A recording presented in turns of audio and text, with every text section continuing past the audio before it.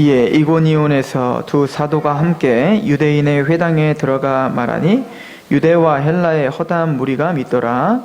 그러나 순종하지 아니하는 유대인들이 이방인들의 마음을 선동하여 형제들에게 악감을 품게 하거늘 두 사도가 오래되어 있어 주를 힘입어 담대히 말하니 주께서 그들의 손으로 표적과 기사를 행하게 하여 주사 자기 은혜의 말씀을 증언하시니 그 신의 무리가 나뉘어 유대인을 따르는 자도 있고 있느니라. 이방인과 유대인과 그 관리들이 두 사도를 모욕하며 돌로 치려고 달려드니 그들이 알고 도망하여 루가오니오와 두 성 루스드라와 더베와 그 근방으로 가서 거기서 복음을 전하니라. 루스드라에 발을 쓰지 못하는 한 사람이 앉아 있는데 나면서 걷지 못하게 되어 걸어본 적이 없는 자라. 바울이 말하는 것을 듣거늘 바울이 주목하여 구원받을 만한 믿음이 그에게 있는 것을 보고 큰 소리로 이르되 내 발로 바로 일어서라 하니 그 사람이 일어나 걷는지라. 무리가 바울이 한 일을 보고 루가오니아 방언으로 소리를 질러 이르되 신들이 사람의 형상으로 우리 가운데 내려오셨다 하여 바나바는 제우스라고 하고 바울은 그 중에 말하는 자이므로 헤르메스라 하더라. 이 시외에 제우스 신당의 제사장이 소와 화환들을 가지고 대문 앞에 와서 무리와 함께 제사하고자 하니 두 사도 바나바와 바울이 듣고 옷을 찢고 무리 가운데 뛰어 들어가서 소리질러 이르되 여러분이여 어찌하여 이러한 일을 하느냐. 우리도 여러분과 같은 성정을 가진 사람이라. 여러분에게 복음을 전하는 것은 이런 헛된 일을 버리고 천지와 바다와 그 가운데 만물을 지으시고 살아계신 하나님께로 돌아오게 함이라. 하나님이 지나간 세대에는 모든 민족으로 자기들의 길을 가게 방임하셨으나 그러나 자기를 증언하지 아니한 것이 아니니 곧 여러분에게 하늘로부터 비를 내리시며 결실을 주시는 선한 일을 하사 음식과 기쁨으로 여러분의 마음에 만족하게 하셨느니라 하고 이렇게 말하여 겨우 무리를 말려 자기들에게 제사를 못하게 하니라. 아멘.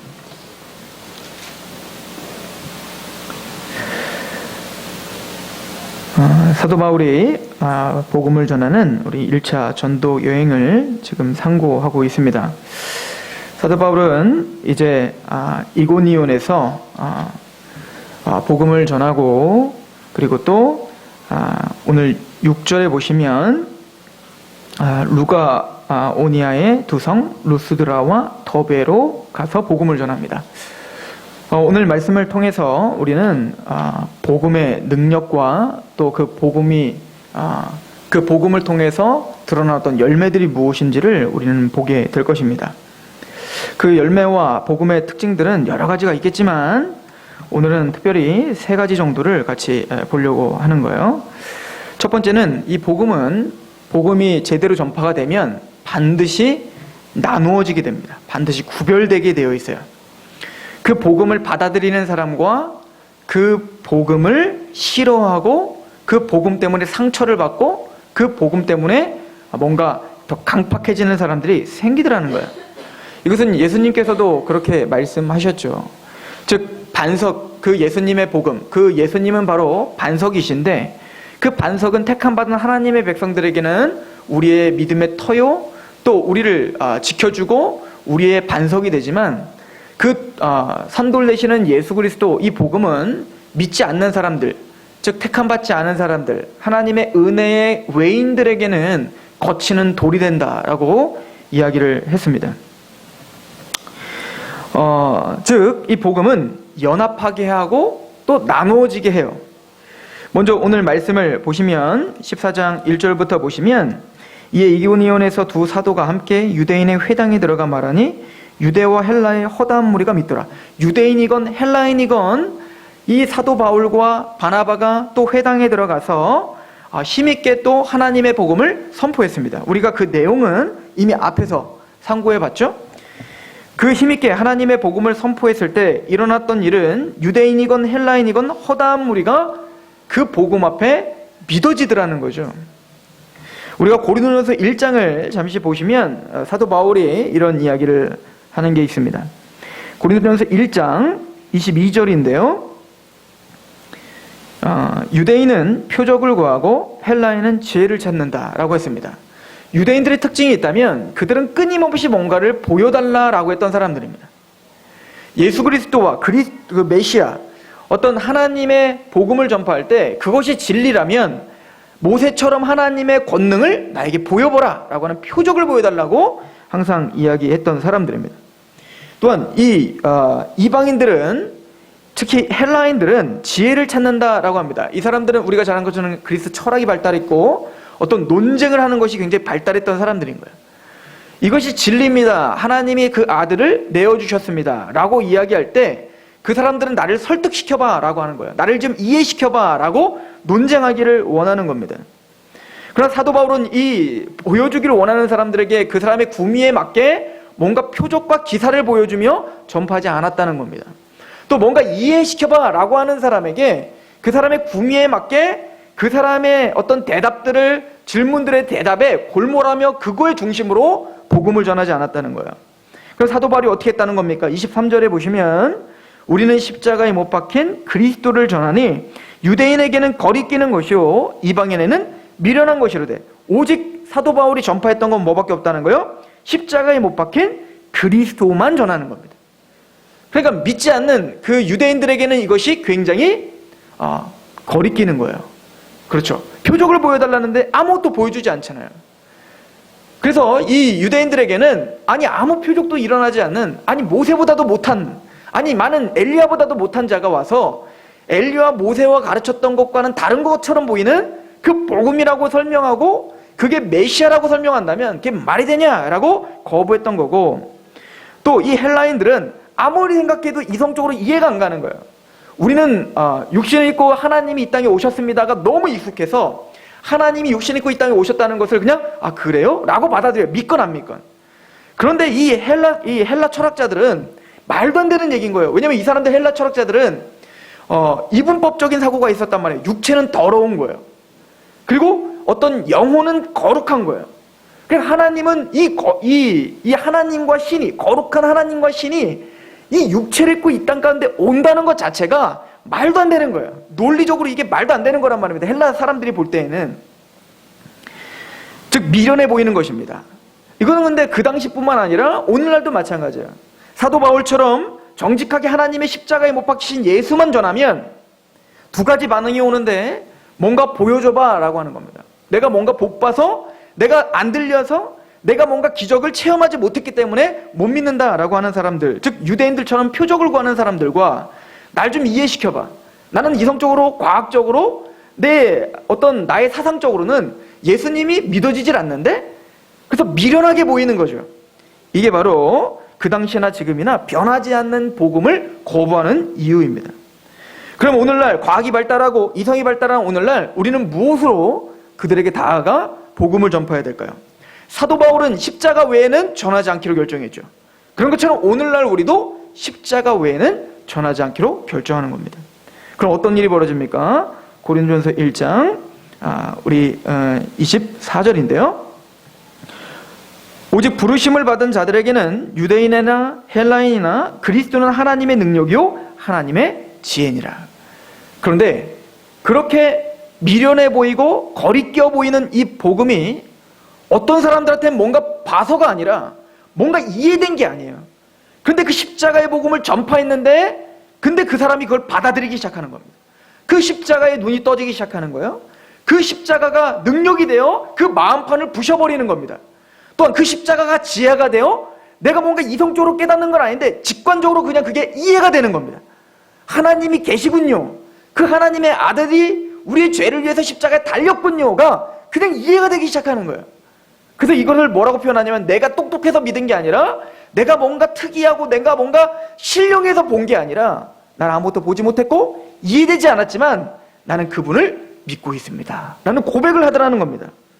사도 바울은 이것을 그리스도는 하나님의 능력이다, 표적을 보여달라는 자에게 표적이 보여지지 않지만 그 복음은 능력으로 그의 마음을 부셨고, 이해시켜봐 라고 하는 그에게 예수님이 지혜가 되셔서 이성적으로 알 수 없는 그 하나님의 나라를 볼 수 있는 지혜를 이 복음이 주더라. 이것이 바로 사도 바울이 이 복음을 전하면서 느낀 거예요. 어떻게 느꼈을까요? 사도 바울은 바로 이렇게 가는 곳마다 하나님의 복음을 타협없이 전하다 보니까 정말 믿지 않을 것 같던 그 사람들, 유대인이건 헬라인이건 뭐 표적을 구하건 지혜를 찾건 십자가의 복음만 전하는데 거기에 꼬꾸라지고 거기에 예수 그리스도를 자신의 구주라 고백하며 자신의 삶을 내어던지는 산재물이 일어나더라는 거죠. 이게 복음의 능력인 겁니다. 그리고 그 복음의 열매가 바로 여기 앉아 계시는 거죠. 그런데 어디를 가나 사도 바울인 이 거룩한 사도가, 능력 있는 사도가 아무리 힘있게 복음을 선포해도 안 믿는 사람은 죽어도 안 믿는 거예요. 오늘 말씀을 보시면 14장 1절에 많은 무리, 허다한 무리가 믿습니다. 그런데 2절을 보면 그러나 순종하지 아니하는 유대인들이 이 말씀에 순종하지 않고 이 말씀을 거리끼게 생각하는 무리들이 이방인들의 마음을 선동하여 형제들에게 아까움을 품게 하더라는 거예요. 하나님의 복음이 막 힘있게 전파되니까 어떻게 돼요? 그것을 반대하는 사람들도 일어나는 겁니다. 꼭 반반으로 갈라지는 것 같아요. 하나님의 복음이 딱 선포되니까 뭐요? 그 하나님의 백성과 하나님의 말씀을 거부하는 백성들로 둘로 쫙 쪼개지더라는 거죠. 즉 복음은 구별하는 능력이 있는 거예요. 하나님의 양인가 하나님의 양이 아닌가를 정확하게 구별할 수 있는 그 도구가, 그 능력이 뭐라는 겁니까? 복음인 겁니다. 만약에 교회에서 또 하나님의 복음의 사도들이 복음을 정확하게 전하지 않으면 내가 진짜 하나님의 복음 가운데 복음의 사람인가 그렇지 않은가를 구별할 수가 없는 거예요. 복음을 포기한 채 그 사람들의 비율을 맞추며 그렇게만 전한다면 모두가 다 하나님을 믿는 것처럼 이곳에 앉아있을 수 있었단 말입니다. 그러나 사도 바울의 복음은 분명하게 나눠지게 했습니다. 하나님의 복음 가운데 같이 동참을 하거나 아니면 그 복음을 마음 깊숙한 곳에서부터 순종하지 않고 거부하고 그 복음을 신랄하게 비판하며 충동질하는 사람들로 분명히 나눠지더라는 겁니다. 조엘 오스틴이라고 하는 목사님이 계시죠? 미국에서 굉장히 큰 대형 교회의 목사님이십니다. 그분은 긍정의 힘, 더 나은 나라고 하는 신앙 서적을 써서 베스트셀러가 됐죠. 그분이 한 TV 프로그램에 나와서 인터뷰를 하는 장면이 이제 유튜브를 통해서 공개가 됐었습니다.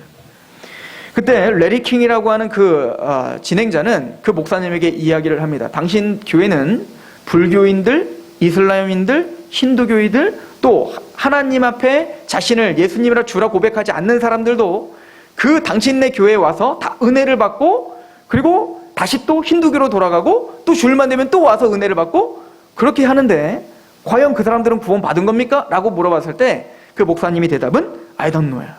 모르겠습니다. 많은 복음주의자들은, 많은 보수적인 사람들은 당신의 그 복음이 성경에서 말하는 복음이 아니라고 설명을 해서 모든 사람들, 뭐 하나님을 믿지 않는 다른 사람들도 와도 전혀 거리낌이 없이 그냥 긍정의 힘을 갖고 기분 좋게 돌아가서 그의 삶을 힘있게 살아가고 있는데 과연 그 사람들도 구원받은 겁니까? I don't know. 나는 모릅니다. 하나님은 긍정적인 하나님이시고 하나님은 밝은 하나님이시기 때문에 사랑과 자비와 긍휼만 전하는 것뿐이지 그 뒤는 나는 모르겠습니다. 그것은 복음이 아닙니다. 누구나 들어도 다 은혜 받고 누구나 들어도 다 힘을 얻고 누구나 들어도 다 뭔가 그렇게 선하신 분이구나 라고 알고 자신의 삶을 전혀 통해하지 않고 자신의 원래 상태로 다시 돌아가고 자신이 믿었던 우상으로 돌아가게 하는 거, 그건 복음이 아닙니다. 복음은 가슴을 찢게 했고 예수님은 회개하라 천국이 가까웠다 하셨습니다. 정확한 복음이 선포될 땐 분명히 그것을 싫어하는 사람이 나타나고 또 한편으로 뭡니까? 그 복음 앞에 당신은 나의 주님입니다 라고 진정으로 고백하는 사람들이 구별되게 되어 있어요. 이게 사도 바울이 가는 곳마다 있었던 것이죠. 그래서 예수님 그러죠. 내가 너희에게 평화를 주러 온 게 아니다. 칼을 주러 왔노라 라고 이야기하죠. 이게 두 가지가 우리에겐 다 있는 거예요. 복음은 연합시킵니다. 복음은 하나로 만들어요. 하나님의 백성을 하나님을 알게 하고 그 하나님의 백성들이 서로 모여 연합하게 하고 하나가 되게 합니다. 그러나 또 한편에는 뭡니까? 정확하게 나누게 하고 하나님의 백성에서 뭡니까? 나는 하나님의 백성이라고 하는 착각을 거두게 합니다. 통회하게 하고 하나님 앞에 내가 죄인인 걸 알게 합니다. 사도 바울은 복음을 정확하게 전파했고 그가 가는 곳에는 항상 그 사도 바울의 복음을 사모하는 사람들과 아니면 그 사도 바울을 죽이고 싶은 사람들이 나타났어요. 사람들에게만 너무 칭찬받으려고 하지 마십시오. 사람들의 눈치를 보지 마십시오. 우리는 사람의 종이 아니라 하나님의 종이라 라고 이야기하고 있습니다. 또 하나는 하나님의 복음은 하나님을 일하게 합니다. 오늘 말씀에 보면 하나님께서 표적과 기사를 통하여 하나님의 말씀을 더 보완하시고 지지하고 계시는 것을 볼 수 있습니다. 이게 14장 3절이죠. 두 사도가 오래 있어 주를 힘입어 담대히 말하니 주께서 그들의 손으로 표적과 기사를 행하게 하여 주사 자기 은혜의 말씀을 증언하시니. 이것은 사도들이 하나님께 요구한 게 아니에요. 이것은 사도들이 의도적으로 표적과 기사를 보여 내가 갖고 있는 복음, 내가 얼마나 큰 능력이 있는 줄 아느냐를 설명하려는 게 아니었어요. 사도 바울은 아까도 설명했지만 고린도전서에 뭐라고 했어요? 나는 표적을 구하는 자들에게 표적을 충족시켜 주려고 하지 않았다고 했습니다. 지혜를 구하는 자에게 그 지혜를 충족시켜 주려고 노력하지 않았다는 거였어요. 사도 바울은 그냥 십자가에 못 박히신 예수만 전한 겁니다. 그런데 그런 십자가의 복음만 전할 때 하나님은 사도 바울을 통해서 표적과 기사가 나타나기도 하셨어요. 그 목적은 하나입니다. 사도 바울이 전한 복음이 진리라고, 사도 바울이 전한 이 복음이 너희들을 살릴 수 있는 유일한 길이며 내가 보낸 것이 확실하다는 것을 지지하시고 증언하시기 위한 거예요. 그 칼빈은 이렇게 얘기하죠. 표적과 기사는 말씀과 떨어져서 온 적이 없다. 단순히 표적을 구하는 자에게 표적을 준 게 아니라고요. 만약에 사도 바울이 표적에 미쳐서 또 거기 있는 사람들이 표적을 보여주십시오 라고 했다면 하나님 절대 표적을 보여주지 않았을 것입니다. 표적의 궁극적인 목적은 은혜의 말씀을 증언하게 하시는 거예요. 그럼 하나님이 표적과 기사를 주시는 목적이 뭘까요? 하나님의 택하신 백성을 구원하시기 위해서 설득하시는 거예요. 자, 예를 들어서 우리 출애굽기를 보시면 모세가 출애굽기 4장에 보면 하나님께 부르심을 받는 장면이 나옵니다. 그럴 때 모세에게 하나님이 그 모세 한 명을 앉혀놓고 하나님이 그 천지를 창조하신 하나님이 그 모세 앞에서 중요한 표적과 기사를 보여주죠. 내 손을 가슴에 넣어봐라. 그랬더니 문둥병이 걸렸다. 네 손을 다시 넣었다가 빼봐라. 네 손이 다시 나았다. 네 지팡이를 던져봐라. 뱀이 됐다. 그리고 그 뱀의 꼬리를 잡아봐라. 다시 지팡이가 됐다. 표적과 기사를 보여줬다고요. 그 표적과 기사를 보여준 목적이 무엇입니까? 출애굽기 4장 8절은 이렇게 얘기하십니다. 여호와께서 이르시되 만일 그들이 너를 믿지 아니하며 그 처음 표적의 표징을 받지 아니하여도 나중 표적의 표징은 믿으리라. 그들이 이 두 이적을 믿지 아니하며 내 말을 듣지 아니하거든 너는 나일강 물을 조금 떠다가 땅에 부으라. 내가 떠온 나일강 물이 땅에서 피가 되리라 라고 이야기를 합니다. 그 표징을 보여줌으로 말미암아 하나님이 너와 함께하고 있다라는 것을 설명하고 있는 거예요. 즉 모세는 자기의 자유의지로 하나님과 동행하기를 거부했습니다. 나는 못 가겠다는 겁니다. 그 얘기는 하나님이 누구신지 모르겠다는 거예요. 그래서 그 하나님과 내가 함께할 수 없다는 겁니다. 그럴 때 하나님은 모세를 순복시키기를 원했어요. 그 모세를 순종시키기를 원했단 말이에요. 그래서 모세에게 그 표적과 기사를 보여주면서까지 어떻게 하기를 원하는 겁니까? 하나님에게 신뢰를 가게 했던 거예요. 하나님에게 구복하고 하나님과 함께하는 것을 그 일을 마침내는 이루시고 성취하시려고 했던 거죠. 모세를 설득하시려는 거예요. 즉 하나님이 선택했어요. 이스라엘 백성들의 지도자로 선택했기 때문에 하나님은 표적과 기사를 보여서라도 그의 마음을 어떻게 하는 거예요? 돌이키려고 하셨던 거죠. 마찬가지로 하나님은 바울을 통해서 표적과 기사를 보이게 하셨습니다.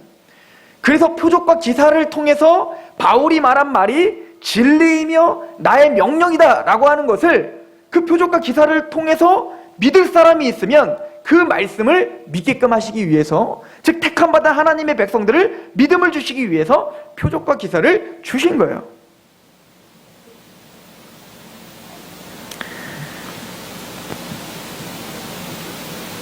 근데 오늘 말씀을 보시면 표적과 기사를 보고 아마 믿는 사람들이 있었을 거예요.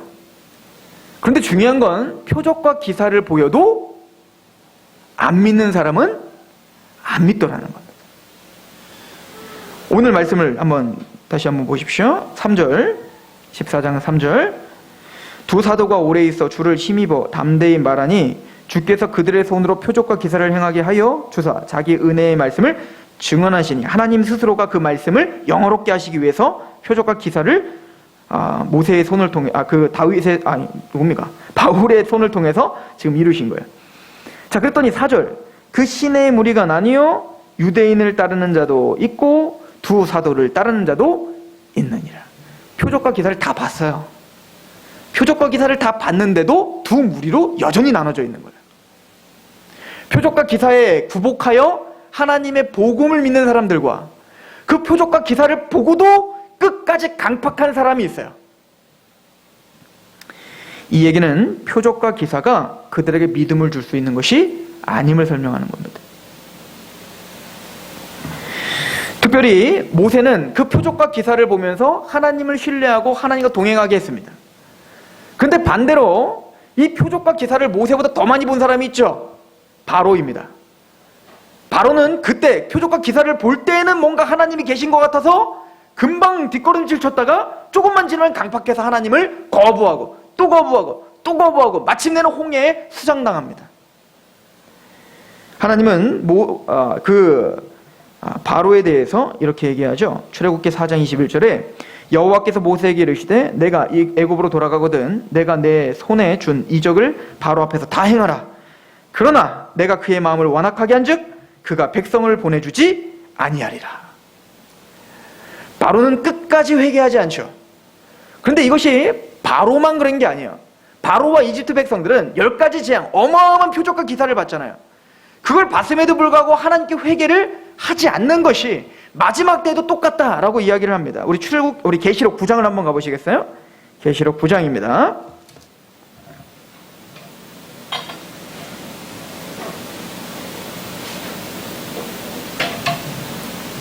계시록 9장은 우리가 잘 알고 있는 7나팔, 그래서 7나팔이 하나 부를 때마다 재앙이 오죠? 그 재앙 중에 특별히 6째 나팔이에요. 그러니까 계속 두드려 맞은 거예요. 지금 재앙을 통해서. 그러면 어떻게 하죠? 정신 차리고 하나님 앞에 회개해야 될 거 아닙니까? 근데 그 재앙 가운데 있는 사람들의 태도를 보십시오. 계시록 9장 18절. 이 세 재앙 곧 자기들의 입에서 나오는 불과 연기와 유황으로 말미암아 사람 3분의 1이 죽임을 당하니라. 어마어마한 재앙으로 사람들이 죽임을 당한다고요. 자기 눈앞에서. 이 말들의 힘은 입과 꼬리에 있으니 꼬리는 뱀 같고 또 꼬리에 머리가 있어 이것으로 해하더라. 이 재앙에 죽지 않고 남은 사람들은 손으로 행한 일을 회개하지 아니하고 오히려 여러 귀신과 또는 보거나 듣거나 다니거나 하지 못하는 금, 은, 동과 목석의 우상에게 절하고 또 그 살인과 복술과 음행과 도둑질을 회개하지 아니하더라. 하나님이 이 거룩한 재앙이 와도 그 강팍한 사람들은 어떻게 한다는 거예요? 두려움을 떨며 우상에게 한다는 거예요. 계시록 16장도 가보십시오. 이제 우리가 잘 아는 일곱 대접이 나옵니다. 이거는 어마어마한 대접, 그 재앙이 떨어지는 장면이죠. 이것도 계시록 16장 10절부터 보면 이거 5번째 대접인데 또 5째 천사가 그 대접을 짐승의 왕좌에 쏟으니 그 나라가 곧 어두워지며 사람들이 아파서 자기 혀를 깨물고 아픈 것과 종기로 말미암아 하늘의 하나님을 비방하고 그들의 행위를 회개하지 않더라. 하나님이 그런 어마어마한 재앙을 통해서 보여줬다면 모두가 빨리 회개해야 되는데 이 강팍한 사람들은 어떻게 한다고요? 하나님을 비방하고 회개하지 않습니다. 하나님 6번째 대접 그리고 7째 대접까지 다 쏟아부읍니다. 자, 어떻게 될까요? 계시록 16장 19절입니다. 큰 성이 세 갈래로 갈라지고 만국의 성들도 무너지니 큰 성 바벨론이 하나님 앞에 기억하신 바 되어 그의 맹렬한 진노의 포도주 잔을 받음에 각 섬도 없어지고 산악도 간데 없더라. 또 무게가 1달란트나 되는 큰 우박이 하늘로부터 사람들에게 내림에 사람들이 그 우박의 재앙 때문에 하나님을 어떻게 해요? 비방하니 그 재앙이 심히 끝까지 회개하지 않고 하나님을 대로 비방하고 대적하는 거예요.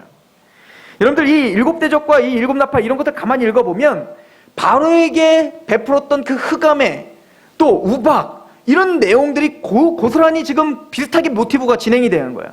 그러니까 모세 때의 그 바로와 이집트 민족들이나 지금 마지막 예수님의 그 재림 때의 마지막 뭡니까? 그런 재앙들 속에 하나님의 큰 기적과 표적을 보면서도 끝까지 회개하지 않는 사람들이나 아담이 타락한 이후에 예수님이 이 땅에 오시기까지 모든 인간들은 이렇다는 거예요.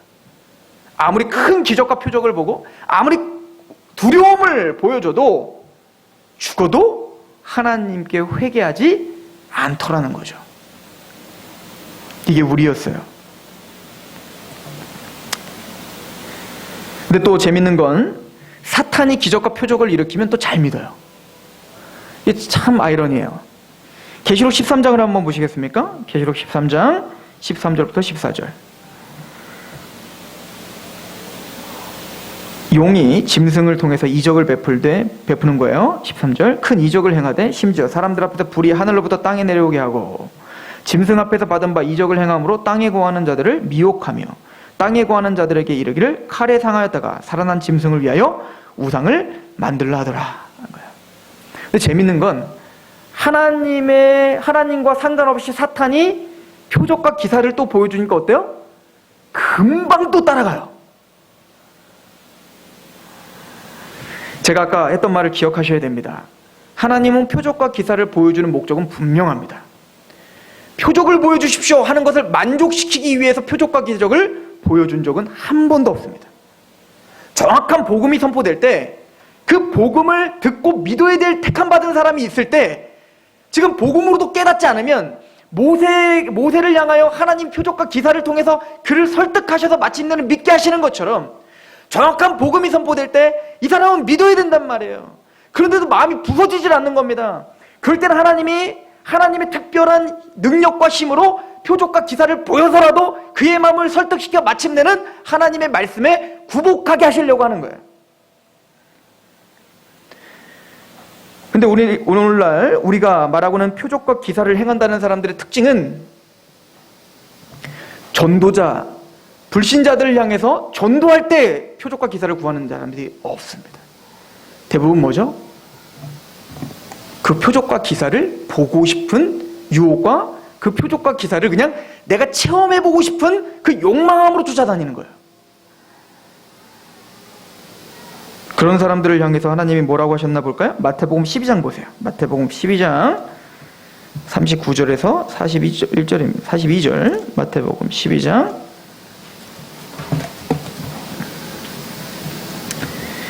마태복음 12장 39절에서 42절입니다. 우리 같이 한번 읽어볼까요?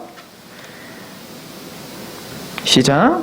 예수께서 대답하여 이르시되 악하고 음란한 세대가 표적을 구하나 선지자 요나의 표적밖에는 보일 표적이 없느니라. 요나가 밤낮 사흘 동안 큰 물고기 뱃속에 있었던 것 같이 인자도 밤낮 사흘 동안 땅 속에 있으리라. 그러니까 이 악한 사람들이 계속 예수님을 쫓아다니면서 뭐를 보여달라는 거예요? 표적을 보여주십시오. 표적을 보고 싶습니다. 표적을 보고 싶습니다. 뭔가 기적을 행하게 해주십시오. 뭔가 오늘날 느껴지게 해주십시오. 계속 쫓아다니는 겁니다. 예수님은 그들에게 선포합니다. 이 음란한 세대야. 내가 너희에게 보일 표적은 하나밖에 없다. 바로 요나의 표적이다. 그 요나의 표적이 뭐죠? 요나가 밤낮 물고기 뱃속에 있다가 3일 만에 나온 것. 즉 예수님의 십자가와 부활 외에는 표적이 없다. 선포합니다. 사도 바울이 내가 십자가 외에는 전하지 않기로 결정했다는 이유가 여기 있는 거예요. 사도 바울은 표적에 목말라 하지 않았습니다. 사도 바울은 그 진짜 표적인 예수님의 십자가와 부활을 선포했을 뿐입니다. 물론 표적과 기사는 하나님이 나타낼 수 있어요. 오늘날도 나타낼 수 있어요. 만약에 이 사람이 정말 구원을 받아야 되는데 그 복음을 받아들이지 못한다면 하나님 표적과 기적을 통해서라도 택한 반드시 구원받게 할 것입니다. 우리가 해야 될 일은 표적을 구하는 게 아니라 복음을 전하는 일인 거예요. 그리고 말합니다. 마태복음 12장 41절 심판 때 니느웨 사람들이 일어나 이 세대 사람을 정죄하리니 이는 그들이 요나의 전도를 듣고 회개하였으며거니와 요나보다 더 큰 이가 여기 있으며 심판 때 남방 여인이 일어나 이 세대 사람들을 정죄하리니 이는 그가 솔로몬의 지혜로운 말을 들으려고 땅끝에서 왔음이거니와 솔로몬보다 더 큰 이가 여기 있느니라. 표적을 구하는 그들을 니느웨 사람들이 심판할 거라는 거야. 니느웨는 뭔가 보지 못했습니다. 어찌 보면 복음을 우리처럼 자세하게 듣지도 못했습니다. 요나가 대충 전하고 다녔잖아요. 그런데 그 하나님의 심판의 메시지와 복음의 메시지를 듣고 바로 굴복하며 통회하더라는 겁니다. 그들은 뭐 봐서 믿었냐 하는 거예요. 표적과 기사가 믿음을 주는 게 아니라 복음이 믿음을 주는 것입니다. 예수님은 이런 이야기를 한마디로 정리하는 아주 중요한 말씀을 하십니다. 예수님이 바리새인과 서기관들에게, 어찌 보면 유대인들이죠, 표적을 구하는 그들에게 아주 중요한 말씀을 하시는데 그게 바로 부자와 나사로 이야기예요. 부자는 이 땅에 먹고 마시고 번영과 이 땅에 보여지는 곳에만 집착하며 살았던 그 불신자들의 대표입니다. 나사로는 이 땅에서는 가난하게 살았지만 그래도 하나님의 것, 하나님의 것, 복음을 인정했던 사람의 대표자입니다. 심령이 가난한 자의 상징을 띠고 있는 게 나사로였죠. 마침내 하나님의 심판대 앞에 서서 그 부자는 지옥에 갔고 나사로는 아브라함의 품, 하나님의 전에 갔어요. 천국에 갔습니다. 그때 이 부자가 했던 이야기가 뭐죠? 나사로에게 제발 물 좀 묻혀서 내 혀에 좀, 너무 고통스러운 거죠. 그런데 차마 내가 나사로에게 갈 수 있도록 나를 좀 구원해 주십시오 할 수 있는 용기는 나잖아요. 그럴 수도 없고 아는 겁니다. 나는 절대 구원받을 수 없구나. 그럼 아브라함이여, 내가 하나만 부탁하겠습니다. 뭐냐면 내가 밖에 나가는 건 어렵겠죠. 나는 죄인이니까. 그러니까 저 나사로를, 쟤는 그래도 의인이잖아요. 쟤는 어차피 평안하게 천국에서 사는 사람이니까 쟤 잠깐만 출장 보내주세요. 잠깐만 살려주셔가지고 내 가족들에게 잠깐만 가게 해주십시오. 그러면 사람이 죽었다가 살아났으니까 기적이잖아요. 표적이잖아요. 그 기적과 표적을 보고 아니 또 죽었던 사람이 어떻게 살아났지? 천국 경험을 얘기해주면 믿음이 생길 거 아닙니까? 그럼 내 가족이 나처럼 고통을 받고 지옥에 오지 않을 테니까 제발 그렇게 해주십시오. 그러니까 아브라함이 중요한 메시지를 줍니다. 이게 누가복음 16장 27절부터 있어요. 제가 읽어드립니다. 이르되 그러면 아버지여 구하노니 나사로를 내 아버지의 집에 보내소서. 내 형제 5이 있으니 그들에게 증언하게 하여 그들로 이 고통받는 곳에 오지 않게 하소서. 아브라함이 이르되 그들에게 모세와 선지자들이 있으니 그들에게 들을지니라. 이르되 그렇지 아니하니이다. 아버지 아브라함이여, 만일 죽은 자에게 그들에게 가는 자가 있으면 회개할 겁니다. 아이, 모세와 선지자들은 지금처럼 우리처럼 복음을 전하는 사람들이거든요. 그 복음을 전하면 그 사람한테 들으면 돼. 그랬더니 말하는 거예요. 나사로. 아닙니다. 부자가 말하는 겁니다. 못 들어요. 나도 들었어요. 들었는데 그게 안 믿어졌습니다. 그러니까 죽었다가 살아난 기적과 표적을 보면 그 사람들 분명히 믿을 거예요. 그때 뭐라고 하죠? 31절. 이르되 모세와 선지자들에게 듣지 아니하면 비록 죽은 자 가운데서 살아나는 자가 있을지라도 권함을 받지 아니하리라 하였다 하시니라. 그 어떤 걸 봐도 믿지 못합니다. 복음을 통해서 믿지 못한다면 아무리 표적과 기사를 통해서 봐도 믿을 수가 없는 거예요. 표적과 기사의 능력이 있는 것이 아니에요.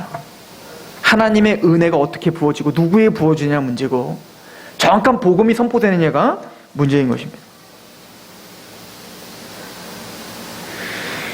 오늘 그 복음을 전하는 바울과 바나바를 대적하는 사람들은 돌로 치려 하고 죽이려고 합니다. 그래서 도망간 게 루스드라인 거예요. 이 바울의 복음을 갖고 있는 이 바울의 태도가 있는데, 그것은 자기를 대적하고 죽이려고 하는 곳이지만 그것 때문에 빨리 도망가지는 않습니다. 국률함이 있는 거예요. 자신도 경험을 했거든요. 자신도 강팍하게 예수님을 믿는 사람들을 사로잡아 죽이려고 했던 사람이지만 마침내 하나님은 나를 만나셔서, 하나님 마침내 나의 마음을 부수셔서 다메섹에서 하나님 나를 만나줬던 그 경험이 있는 겁니다. 그래서 지금 나에게 돌을 던지려고 하는 그 사람일지라도 하나님은 끝까지 그 사람을, 언제든지 그 사람이 택함받은 자라면 반드시 표적과 기사를 보여주건 어떻게 하서건 그의 마음을 부셔 마침내는 구원받게 하리라 라고 하는 마음이 있어 오래 머물러 그 고통을 감당하면서 복음을 전했던 내용이 있습니다. 우리 말씀 볼까요? 14장 3절 다시 한번 보십시오. 두 사도가 오래 있어 주를 힘입어 담대히 말하니 주께서 그들의 손으로 표적과 기사를 행하게 하여 주사 자기 은혜의 말씀을 증언하시니 그 시내의 무리가 나뉘어 유대인을 따르는 자도 있고 두 사도를 따르는 자도 있는지라. 이방인과 유대인과 그 관리들이 두 사도를 모욕하며 돌로 치려고 달려들었다. 그러나 그들은 오래 머물며 복음을 끝까지 전파했다는 거야. 근데 주님께서 말씀하시죠. 감당치 못할 시험은 주시지 않고 감당치 못할 때는 피할 길을 주십니다. 바울을 도망가게 하죠. 그래서 그가 도망간 곳이 바로 루스드라입니다. 이 루스드라는 문맹이 굉장히 심하고 또 굉장히 소도시였던 것 같습니다. 근데 이 루스드라에 도망을 가면 이 사도 바울이 도망간 곳에서 뭐 했을까요? 복음을 전했던 거예요. 이곳에서는 복음을 전했더니 어떤 일이 벌어집니까? 그 사람들이 갑자기 이제 하나님이 표적을 보여준 거예요. 그랬더니 갑자기 이 바울을 어떻게 하죠? 신이라고 한 거예요. 그래서 바나바를 제우스라고 이야기를 한 겁니다. 그리고 또한 그 바울을 헤르메스라라고 해요. 이 제우스의 아들이 헤르메스인데 아마 그 헤르메스는 말을 잘하는 신이었던 것 같습니다. 그러니까 바나바는 뭔가 인품이 있고 또 뭔가 이렇게 딱 보면 점잖잖아요. 그러니까 아마 얘가 제우스고 그리고 바나바는 앞장서서 막 말을 선포하고 복음을 선포하니까 걔가 헤르메스인가 봐. 그래서 그들에게 제사를 드리고 영광을 돌리려고 합니다. 그때 이 바울이 하는 이야기가 이것입니다. 우리 15절입니다. 이르되 여러분이요 여짜여 이러한 일을 하느냐 우리도 여러분과 같은 성정을 가진 사람이라. 여러분에게 복음을 전하는 것은 이런 헛된 일을 버리고 천지와 바다와 그 가운데 만물을 지으시고 살아계신 하나님께로 돌아오게 함이라. 하나님이 지나간 세대에는 모든 민족으로 자기의 길을 가게 방임하였으나 그러나 자기를 증언하지 아니하신 것이 아니니 곧 여러분에게 하늘로부터 비를 내리시며 결실을 하시기를 주시는 선한 일을 하사 음식과 기쁨으로 여러분의 마음에 만족하게 하셨느니라 하고 이렇게 말하여 겨우 무리를 말려 자기들에게 제사를 못하게 하네. 절대 그 영광을 자신이 취하지 않습니다. 자신의 기적과 표적과 그 능력을 베풀고 그것으로 말미암아 사람들에게 착취하지 않는다는 거예요. 자기가 인기 스타가 되어서 자기가 한 그 표적과 기사를 신문에 광고를 내고 그리고 치유 집회, 신유 집회, 나는 능력이 있습니다. 나는 40일 작전 기도를 하고 저 기도원에서 불 받고 내려왔습니다. 이런 거를 광고하지 않습니다.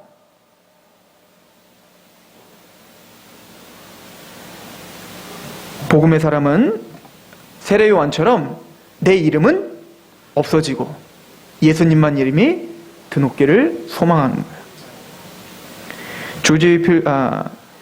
조지 휘필드라고 하는 위대한 설교가가 있었습니다.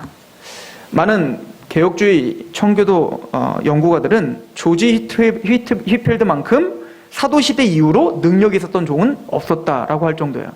그분은 얼마나 능력이 있었냐면 영국과 미국 대륙을 횡단하면서 복음을 전했는데 그 당시에 미국으로 가는 이제 그 배를 타고 가다 보면 그 사람은 이 바울처럼 가는 곳마다 복음을 선포한 거예요.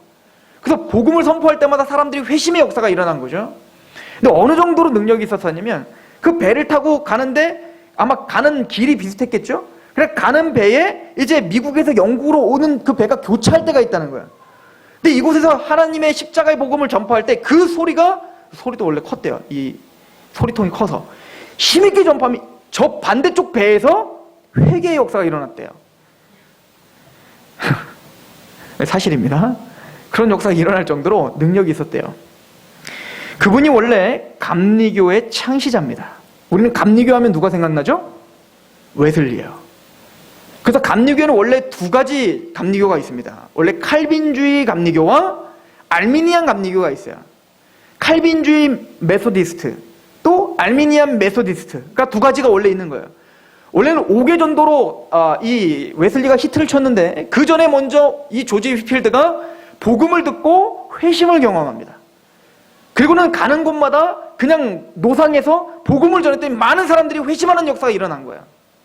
그 뒤에 웨슬리가 회심했는데 그 성공회에서 웨슬리와 조지 휘필드를 교회에서 설교를 못하게 가로막았어요. 왜냐면 성공회에서 전하는 그 율법주의와 다른 복음, 우리가 전하는 복음을 전하니까. 그래서 조지 휘필드가 그 웨슬리에게 이야기했죠. 그럴 때는 5개에 나가서 전도하자. 그래서 조지 휘필드의 그 5개 전도 대상자들을 웨슬리에게 넘겨준 거예요. 그 웨슬리도 힘있게 선포해서 부흥의 운동이 일어난 거죠. 조지 휘필드는 이제는 미국 신대륙, 그 미국의 땅에 가서 부흥 운동을 일으킵니다. 그래서 조나단 에드워즈와 함께 칼빈주의적 복음, 우리가 가르치는 그 칼빈주의적 복음을 전파함으로 제1차 대각성 운동을 이끌었어요. 자, 그런데 이 영국에서 이 조지 휘필드를 통해서 감리교가 탄탄하게 세워졌는데, 이 조지 휘필드가 미국에서 하나님의 부르심이 강력하니까 미국에서만 열심히 사역을 한 겁니다. 그런데 영국에 있는 그 칼비니즘 메소디스트 감리교들이 어떻게 했을까요? 그 웨슬리에게, 그 조지 휘필드에게 말하는 겁니다. 빨리 우리 칼빈주의 메소디스트에게 수장을 세우고 빨리 더 뭔가 적극적으로 개입해서 이것들을 하십시오. 그랬더니 조지 휘필드는 그것을 그냥 존 웨슬리에게 넘기고 와요. 그랬더니 많은 사람들이 그렇게 말하는 겁니다. 그러면 안 됩니다. 만약에 그렇게 할 경우 감리교 하면 존 웨슬리만 생각나게 될 것입니다. 당신의 이름은 감리교에서 없어지고 말 것입니다. 그때 조지 휘필드가 아주 유명한 말을 하죠. 조지 휘필드의 이름은 사라지고 예수님의 이름만 영광받기를 원한다. 정말 그 말대로 감리교하면 웨슬리만 있죠. 우리는 어떤 복음 사역자도 또 우리가 일하고 있는 그 어떤 것도 하나님 앞에 받아야 될 그 영광을 우리가 가로채면 안 됩니다. 겸손해지고 낮아지고 그 복음 바로 우리를 담대하게 할 뿐만 아니라 겸손하게 하고 하나님만 영광 돌리게 하는 능력이 있는 줄 믿습니다. 기도하겠습니다. 하나님 아버지, 유대인들은 표적을 구하고 헬라인들은 지혜를 찾지만 우리는 십자가에 못 박히신 그리스도 예수, 그 복음만 전파합니다. 세상 사람들은 교회에 많은 것들을 요구합니다. 더 문턱을 낮추라고, 더 재미있고 행복하고 또 세상 사람들이 원하는 그 세미나들을 해달라고 끊임없이 우리에게 요구합니다. 그러나 교회가 이 정확한 복음을 선포하는 일에 타협하지 않도록 주여 붙잡아 주시옵소서. 또한 음란한 세대처럼 표적을 갈망하기보다 정확한 복음을 선포함으로 하나님의 택함받은 자들이 구원받을 수 있도록 하나님이 설득하시는 그 능력이 무엇인지를 바라보며 또 하나님의 살아계심을 그 복음을 통해서 증명하는 교회가 되게 하시옵소서. 또는 이 교회가 복음을 선포할수록 하나님의 이름만 영광을 받고 사람들의 이름이 없어지고 사라지고 온전히 예배만 하나님께만 하나님의 거룩한 이름만 남는 교회와 복음 사역자들이 되게 하시옵소서.